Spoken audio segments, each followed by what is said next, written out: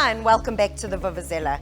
Today we're going to be chatting to Kevin, the owner of Hazpak, who has been stuck overseas for a while and has recently come home. So welcome to the Vuvuzela, Kev. Thank you, Mandy. Thanks very much for having me. Good to be here, and I tell you, it's marvelous to be home. Oh, I'm sure the family is ecstatic having you back, not knowing when you were going to be coming home. So, absolutely.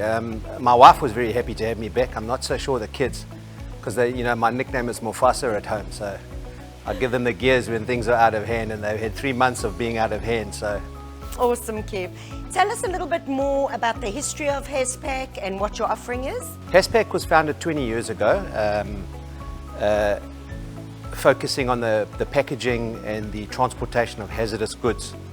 It was founded by the Fellis family, Brian Fellis and his dad, Andrew Fellis. And I got involved 3 years ago when Brian and his wife decided to immigrate to Australia. And I've always been looking to invest in a small business over the years, because I've been traveling in and out of Africa, and I thought it would be nice to have an anchor here in SA. And it's something that I know, having been involved in supply chain and logistics for 30 years now. So we invested in the company, and yeah, it's going really well. How has lockdown affected you in your own business? At first, it thumped us really hard. April was a really, really tough month. Nobody knew what was going on, if we could or if we couldn't work. But because we involved in the packaging of bloods and infectious diseases, we were asked to remain open. However, that's all we did in April. We only did packs for blood and the moving of blood up to the Medical Research Council up in Johannesburg. Other than that, our normal business in terms of packaging, manufacturing boxes, bags, crating, pallets, that all came to a standstill. So we were heavily affected, and we are still affected in a way in that international flights haven't resumed. So that's a big part of our business, because we pack for air freight, we pack for road freight, for sea freight, for air freight. So yeah, it stumped us. We're taking a bit of strain, but we hope to get through it.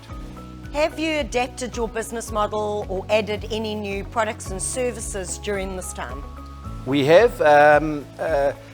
Traditionally, Hazpak has been like 80% training, a training company where they focus on the training of IMDG, International Maritime Dangerous Goods, as well as IATA, the air freight, the movement of air freight. You've got to be certified to complete the documentation, so we do the training.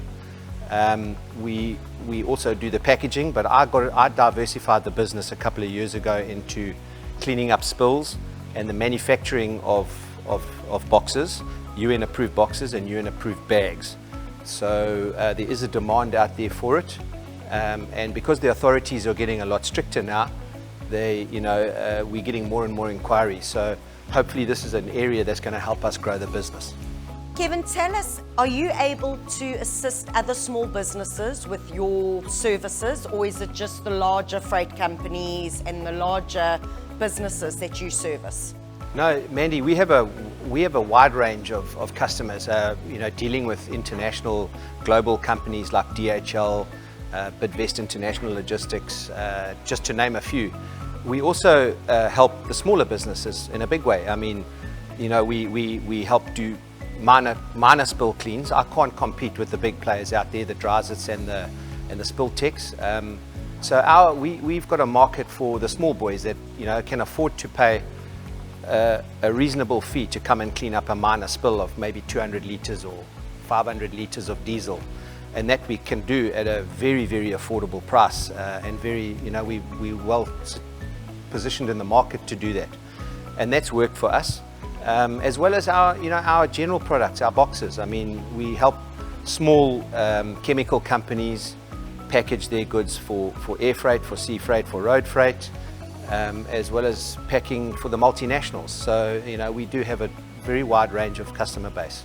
And I mean, just obviously knowing you and having worked with you, you've packaged some really unusual sort of things, from bras going over to Australia to aeroplanes, all sorts. What for you has been maybe one or two of the most interesting packages that you've ever had to do? No, I think the aeroplane was an interesting one, and it's not the first one that we've done, but this one was of particular interest because it was obviously one of these aircraft that are, you know, these competition aircraft, very fragile, very gee whiz, it was not an easy pack. So we really had to use our knowledge and being innovative, you know, to pack it. And yeah, it was very interesting. I think that was probably one of the toughest ones we've done. Kevin, thank you so much for your time today. To our viewers out there, we'll be sharing Hazpak's details with you. So get in touch with them regarding anything that may need to be packed for going overseas or local. And if you've got any hazardous items that you need to relocate somewhere else or cleaned up, they're also your go-to company. So once again, Kevin, thank you for your time today and all the best with Hazpak going forward. Thanks for having us, Mandy.